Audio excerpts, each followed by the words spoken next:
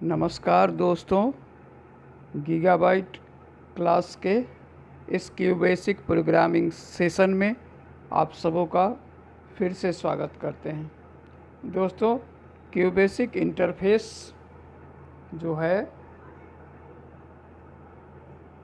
क्यूबेसिक interface का हम लोग एक ब्रीफ ओवरव्यू दे रहे हैं। इसमें the interface has the following feature. पहला, windows displaying the current program. दूसरा है मेनू। तीसरा है name of the current program. चौथा है विंडोज़ टू इमीडिएटली एक्सिक्यूट से कमांड। पांचवा है स्टेटस बार। छठा है status of caps lock and num lock. Seventh है करेंट लाइन ऑफ कर्सर। 8 है करेंट कॉलम ऑफ कर्सर। तो दोस्तों, अब हम लोग देखते हैं जो क्यूबेसिक जब लोड होता है तो उसका स्क्रीन कैसा दिखता है।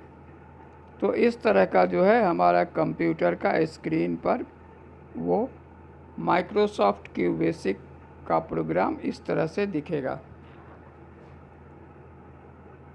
अब इसमें दोस्तों ये सारा जो है ये पूरे इस तरह से देखेगा और एक एक करके हम सारे चीज़ को हम एक्सप्लेन करेंगे दोस्तों।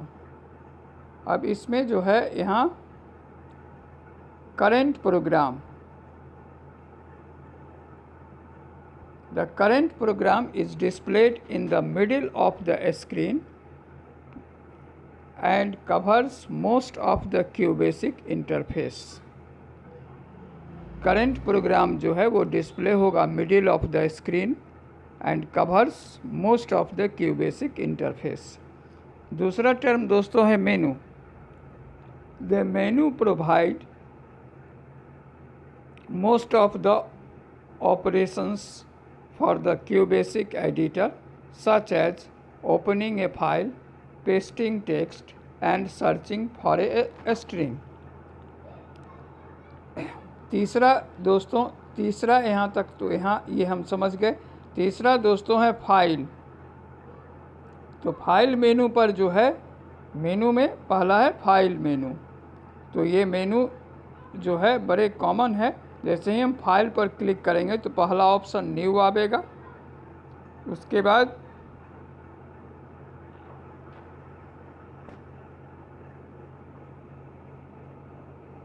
स्पेस, फिर सेव, फिर सेव एज, फिर प्रिंट और एग्जिस्ट। दोस्तों, न्यू जो है, न्यू ऑप्शन हम लोग तब करते हैं, यहाँ तक क्लियर है। अब दोस्तों इसमें न्यू ऑप्शन हम तब करते हैं दोस्तों, यहाँ क्लियर द करेंट प्रोग्राम। अब हम कोई प्रोग्राम को रन किए और फर्दर हमें नेक्स्ट कोई प्रोग्राम करना है तो हमें करेंट जो मेमोरी है उससे प्रोग्राम को क्लियर करना होगा। तो इसके लिए हम न्यू ऑप्शंस का इस्तेमाल करते हैं। It is use to clear the current program. दूसरा ऑप्शन है दोस्तों open, loads a program from disk. Open options, it is use to load a program from disk. ये डिस्क से जो गिवन सर्टेन जो है प्रोग्राम उसको लोड करता है। सेव, अगर दोस्तों हम प्रोग्राम में एक दो लाइन करके टाइप कर रहे हैं और सेव करते जाएंगे तो बीच में जो सेव होगा उसमें सेव ऑप्शन पर क्लिक करेंगे और फाइनल जब सेव होगा तो सेव एज पर क्लिक करेंगे। तो सेव जो है सेम नेम, अगर सेव किया जाता है करेंट प्रोग्राम को डिस्क में तो वो सेव होता है। लेकिन अब फाइनल सेव कर रहे हैं तो सेव एज होगा, क्योंकि उसके बाद जो है फिर दूसरा प्रोग्राम आएगा दूसरे नाम से। तो सेव एज दोनों सेव ही होता है, लेकिन सेव जो है it saves the current program to disk, while save as it saves the program but under a different name. This is the basic difference between save and save as. Now our next term is print. It's used to print the selected text, current window or entire program. Print, it is used to print the selected text, current window or entire program. Exit closes the QBasic interpreter.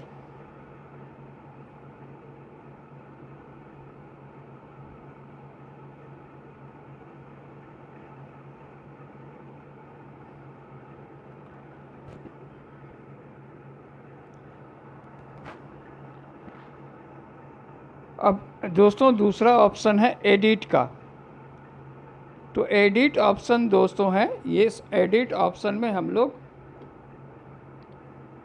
जो edit मेनू है इसमें जो options है, पहला है cut, दूसरा है copy, तीसरा है पेस्ट, चौथा है क्लियर, फिर न्यू सब, न्यू फंक्शन। तो यहाँ तक दोस्तों हम लोग समझ गए। अब इसका हम डिटेल्स में देखते हैं कैसे होता है। तो यहाँ दोस्तों कट जो है, remove the selected text and storage it in the clipboard. कोई टेक्स्ट को अगर हम किसी जगह से कट करते हैं तो वो उस जगह से हट जाता है और जहाँ पर पेस्ट करते हैं उस जगह चला जाता है।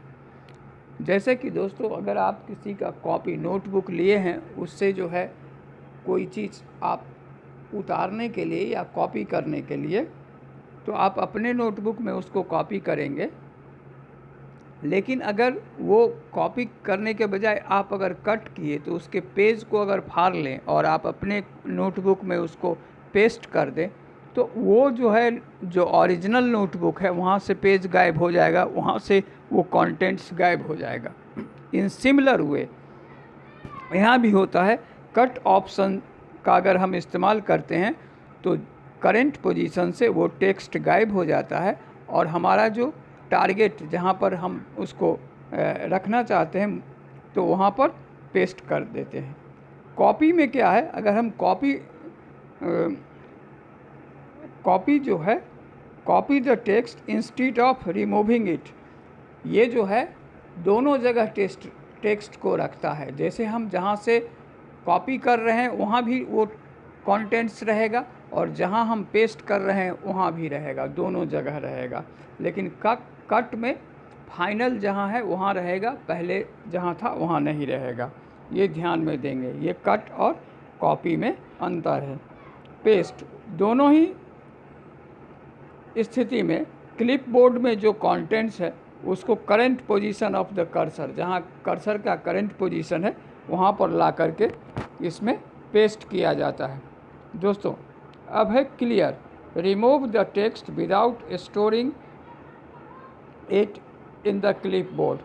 क्लियर जो है ये टेक्स्ट को रिमूव करता है क्लिपबोर्ड में स्टोर करने के बजाय। बहुत से में आप लोगों का ये होगा ये क्लिपबोर्ड होता क्या है, बहुत सारे कन्फ्यूज़न है। दोस्तों क्लिपबोर्ड एक मेमोरी का एक एरिया है, एक समझ लीजिए टेम्पररी मेमोरी है। जैसे हम कहीं से कॉपी करते हैं कोई चीज़ और जब तक हम उसको पेस्ट नहीं करते हैं उतना देर वो फाइल या टेक्स्ट जहाँ रहा वो एरिया जो है क्लिपबोर्ड कहलाता है। तो ये ऐसा नहीं जो क्लिपबोर्ड कोई जो है हार्डवेयर या ऐसा कोई इक्विपमेंट है, ऐसा नहीं है। न्यू सब, ये न्यू सब जो है दोस्तों enables you to create a new subroutine. ये इसके इनेबल्स होने से हम न्यू सब रूटीन को क्रिएट कर सकते हैं। New function, its use to enable us to create a new function. अब यहाँ तक दोस्तों हम लोग ये पूरी तरह से समझ गए। ये सारे जो हैं हमारे एडिट मेनू के ऑप्शंस हैं। अब हम लोग आगे चलते हैं दोस्तों। अब हम लोग व्यू मेनू में जाते हैं। व्यू मेनू में देखते हैं,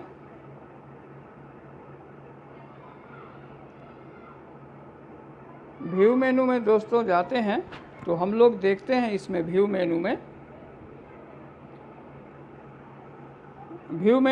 में 3 ऑप्शन है। पहला है सब्स, दूसरा है स्प्लिट और तीसरा है आउटपुट स्क्रीन। सब्स के बारे में पहले जानते हैं। It is use to show the list of current subroutines. इसमें कितना सब रूटीन्स है उसका लिस्ट है, एंड फंक्शन, इसमें कितना सब रूटीन है और कितना फंक्शन है इसका लिस्ट है। इसी को सब्स कहा जाता है। Split, display the contents of the current programme into 2 Windows. आपका जो करेंट विंडोज़ है उसको 2 विंडोज़ में डिवाइड करके आपका जो कंटेंट्स है उसको 2 पार्ट में बांट देगा और 2 विंडोज़ में वो अलग अलग दिखलाई देगा। If the windows is already split, अगर पहले से दोनों 2 विंडोज़ है, this hides the second window. इस ऐसे केस में दूसरा विंडो जो है हाइड हो जाएगा, ऑटोमेटिक ढक जाएगा, छुप जाएगा, वो गायब हो जाएगा। Output screen, it shows the QBasic output screen. इससे क्यूबेसिक का आउटपुट स्क्रीन शो करता है। यहाँ हम लोग ध्यान देंगे। अब नेक्स्ट जो है दोस्तों ये है सर्च। अब सर्च विंडोज जो है, सर्च विंडो में 3 ऑप्शन है दोस्तों। पहला है फाइंड, दूसरा है रिपीट, लास्ट फाइंड और तीसरा है चेंज। तो पहला है फाइंड। फाइंड क्या है? Allows you to search for a string of text in a programme.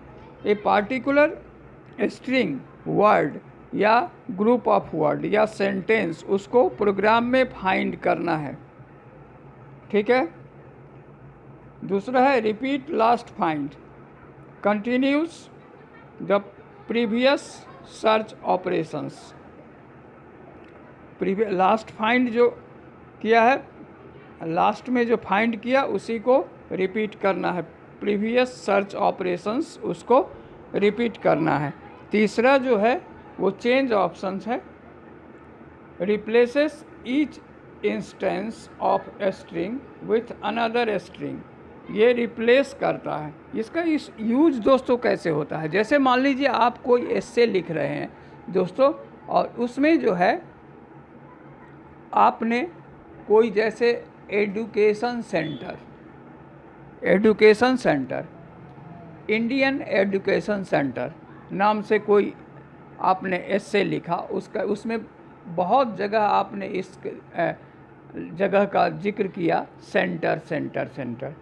आप फाइनली ये लिखने के बाद आपके दिमाग में ये चीज़ आया, जो ये सेंटर के जगह इंस्टीट्यूट होता। तो अब ये अगर आपका टेक्स्ट 500 पेज का है या 1000 पेज का है और प्रत्येक पेज में आप कितना बार ये वर्ड यूज़ किए, ये तो आपको पता है नहीं। हो सकता है पहले पेज में 10 बार हो, दूसरे में नहीं हो, फिर 70वां पेज पर हो, फिर 700वां पेज पर हो, इस तरह से हो सकता है, या सभी पेज पर हो। तो it is very difficult to find. तो प्रत्येक बार जो है सेंटर वर्ड को फाइंड करना मुश्किल है। तो यहाँ जो है ये ऑटोमेटिक फाइंड करेगा और उसको रिप्लेस करेगा जो नया वर्ड आप इंस्टीट्यूट दिए उससे। एक ही कमांड से जितना भी है वो फाइंड करके उसको रिप्लेस कर देगा।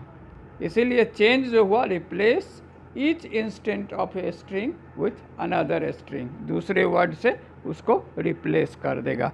तो यहाँ तक दोस्तों हम लोग पूरी तरह से समझ गए। अब हम लोग नेक्स्ट इस पर जाते हैं।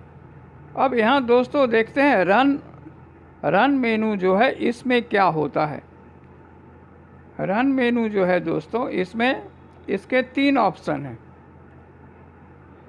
रन मेनू जो है इसके 3 ऑप्शन हैं। पहला है स्टार्ट, दूसरा है रीस्टार्ट और तीसरा है कंटिन्यू। अब दोस्तों स्टार्ट क्या होता है, execute the current program. Start जो है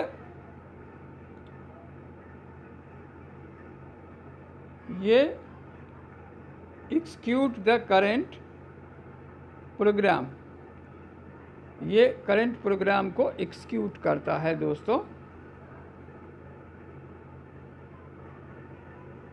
restart, start from the beginning, ये फिर से जो है शुरू से स्टार्ट करेगा। स्टार्ट जो है वो करेगा execute the current program, current जो है प्रोग्राम उसी को एक्सिक्यूट करेगा। रीस्टार्ट जो है फ्रॉम बिगिनिंग से ये स्टार्ट करेगा। और continuous execution at the current position, current position से कंटिन्यू एक्सिक्यूशन करेगा। ये तीन तरह का जो है इसमें आया, तीनों का हम लोग अलग अलग समझ गए तीनों के बारे में। अब दोस्तों नेक्स्ट है डीबग। अब डीबग जो है एक्चुअली होता क्या है दोस्तों, हम लोग पहले इसको जो है इसका अर्थ समझेंगे। अब ये अर्थ क्या होता है दोस्तों, इसमें देखेंगे बग जो है, बग BUG बग, वैसे इंग्लिश में बग का मतलब हुआ सम सॉर्ट्स ऑफ एनिमल, इंसेक्ट्स, उसको जो बेड पर होता है इसीलिए उसको बेड बग कहा जाता है, और वो खटमल भी हिंदी में कहते हैं उसको।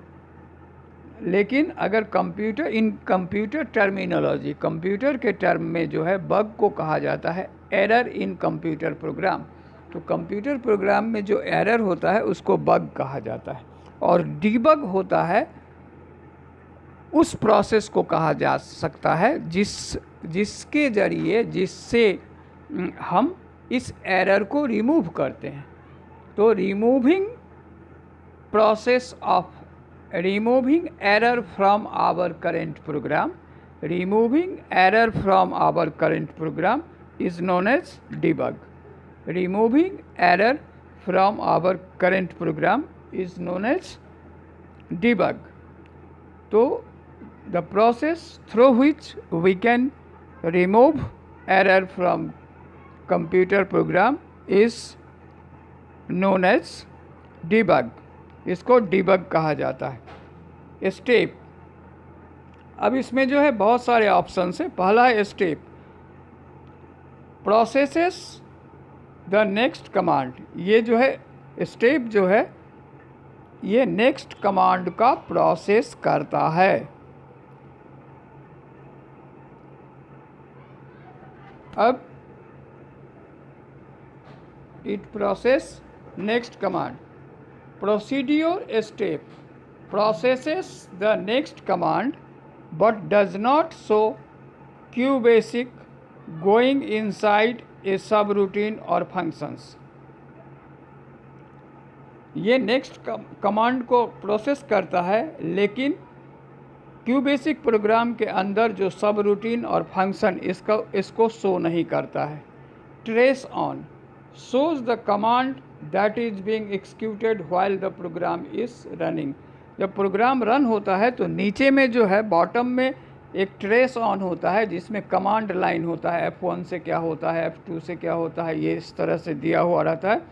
वो दिखेगा जब प्रोग्राम एग्जीक्यूट करेगा तो ये ट्रेस ऑन हुआ। जब ट्रेस ऑफ होगा तो वो नहीं दिखेगा। Toggle breakpoint sets or remove a breakpoint. Use this to have a QBasic interpreter stop when it reaches a specified line in the program. ऐसा अगर कहीं लिखा हुआ है तो उस लाइन पर आकर के वो जो है इंटरप्रेटर वो स्टॉप होगा। ठीक है।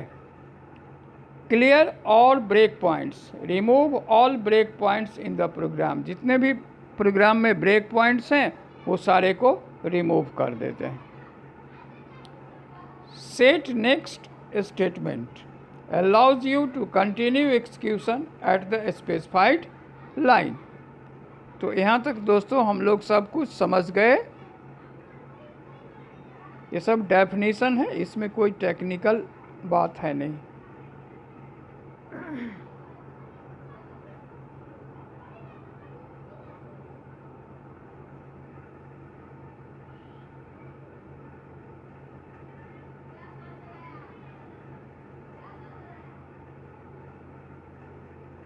अब अब ये नेक्स्ट है ऑप्शंस। दोस्तों ये ऑप्शंस जो है, इसमें 3 ऑप्शंस है actually. Display enables you to change display colour, the number of spaces to use for tabs and whether or not scroll bars are visible. इसमें स्क्रॉल बार विजिबल होगा या नहीं होगा, कितने टैब्स में स्पेस कितने होंगे, ये सब कलर, ये सब जो है डिसाइड करता है। Help path, the location of the QBasic.HLP file, इसका लोकेशन को बतलाता है। और syntax checking allows you to have a QBasic editor check the syntax of your program as you type. जैसे ही आप टाइप करेंगे तो आपके सिंटेक्स को QBasic प्रोग्राम चेक करेगा। ये सारा जो है फैसिलिटी इसमें होता है। तो दोस्तों यहाँ तक हम लोग समझ गए। अब हम लोग हेल्प मेनू में जाते हैं। अब हेल्प मेनू जो है, हेल्प मेनू में जाते हैं दोस्तों, तो इसमें 5 ऑप्शन है। पहला ऑप्शन है index, list of all QBasic commands, keyboard operators ETC। Index में होता है जिस तरह बुक का इंडेक्स में उसमें कितने चैप्टर्स हैं और किस चैप्टर में कौन से पेज नंबर पर बिगिन होता है, ये सारा होता है, उसी तरह का ये इंडेक्स होता है। दूसरा है दोस्तों contents, the table of contents of QBasic help, इसका कंटेंट्स है।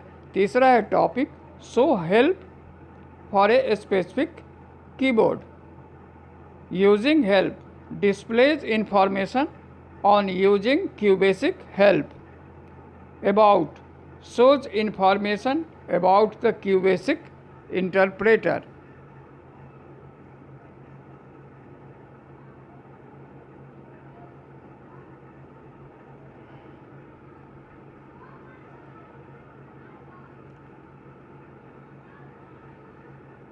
अब दोस्तों हम लोग देखते हैं name of the current program. The file name of the current program is displayed near the top of the screen. In the center, you can change the name by selecting Save As on the file menu। इसको हम change कर सकते हैं file menu पर click करने के बाद save as option पर,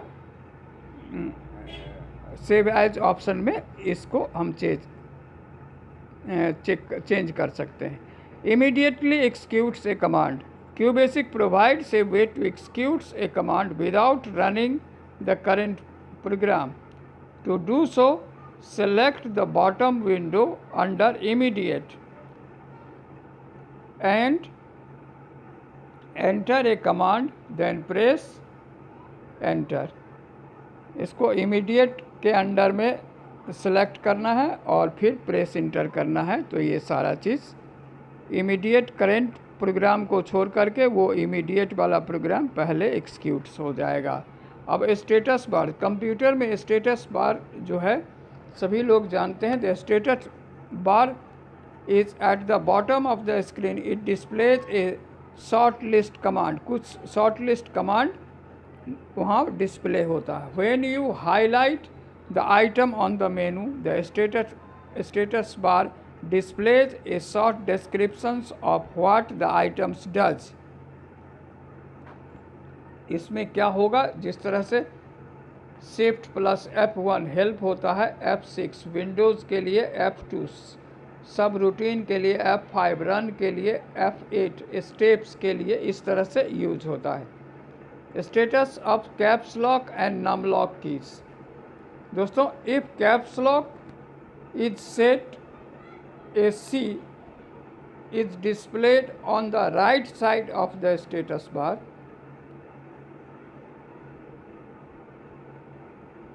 If numlock is set and it displays the right side of the status bar।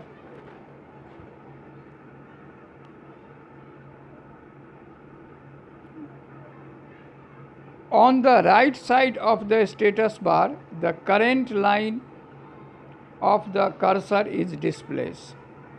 Current column, on the right side of the status bar, the current column of the cursor is displays.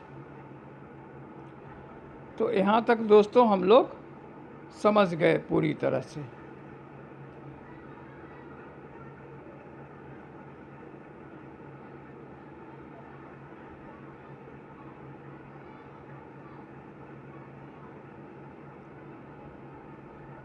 अब adding documents to your program. अब हम लोग अपने programme में documents को add कैसे करेंगे, तो इसका एक प्रोग्राम दिया गया है। The REM remarks command enables you to add comments to your program without the text being treated like an instructions. CLS print within code some text. REM this text is ignored. REM this program is cleared. The output screen REM and then print some text। अब दोस्तों यहाँ पर हम लोग देखेंगे जो QBasic में के लाइन में प्रत्येक लाइन के अंत में हम इंटरप्रेस करते हैं, तो वो लाइन जो है हाई लेवल लैंग्वेज से मशीन लैंग्वेज में ट्रांसफ़र हो जाता है, ट्रांसलेट हो जाता है। लेकिन जिस लाइन में रेम लिखा होगा, REM लिखा होगा, ये जिस लाइन में REM लिखा होगा उस लाइन को ट्रांसलेट नहीं करता है। इंटरप्रेटर उस लाइन को मशीन लैंग्वेज में ट्रांसलेट नहीं करता है। इसीलिए हम कोई भी कमेंट जो है REM लिखने के बाद लिख सकते हैं, उसमें कोई एरर नहीं होगा। इसीलिए REM जो है उसका रिमार्क कहा जाता है। और जिस लाइन में REM, जो लाइन REM से शुरू होता है, उस लाइन को इंटरप्रेटर मशीन लैंग्वेज में ट्रांसलेट नहीं करता है। इसीलिए इस लाइन में हम कंटेंट लिख सकते हैं। ये कितना भी लाइन हो सकता है, इसमें आप कुछ भी लिख सकते हैं, लेकिन उसमें कोई टेक्निकल एरर नहीं